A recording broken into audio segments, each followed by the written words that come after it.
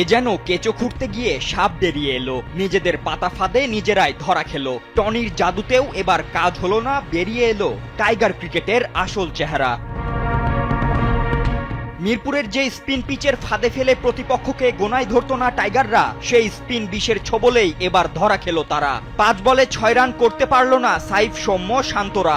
ইতিহাসে প্রথমবার super over খেলে শেষ বলের নাটকে বাংলাদেশ হারল মাত্র 1 রানে, আর এতেই সিরিজে ফিরল ওয়েস্ট ইন্ডিজ। হঠাৎই নায়ক বনে গেলেন আকিল হোসেন।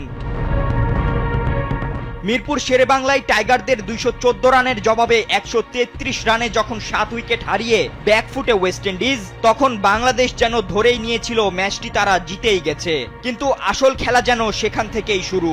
জাস্টিন গ্রেভসকে সঙ্গে নিয়ে অবিশ্বাস্য পার্টনারশিপে ম্যাচটা প্রায় বের করেই ফেলেছিলেন অধিনায়ক সেই হোপ। যদিও টাইগার দলপতির এক থ্রোতেই আবারও ঘুরে যায় ম্যাচের মোড়, রান আউট হয়ে ফিরে যেতে হয় গ্রেভসকে। তবে পরবর্তীতে আকিল হোসেনকে সাথে নিয়ে বাংলাদেশকে ছুঁয়েই ফেলে ক্যারিবীয়রা। যদিও ইনিংসের শেষ বলে সোহানের ভুলেই টাই হয় ম্যাচ।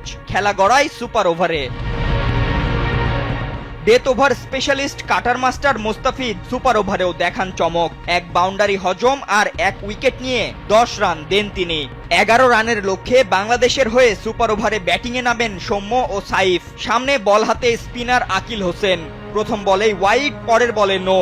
কোনো বল হওয়ার আগেই 4 রান যোগ হয় টাইগারদের খাতায়। ফলে সমীকরণ দাঁড়ায় 6 বলে 6 রান। প্রথম বৈধ বলে 1 রান নেন সৌম্য, দ্বিতীয় বলে ডট খেললেও তৃতীয় বলে 1 রান যোগ করেন সাইফ। চতুর্থ বলে আউট হন সৌম্য।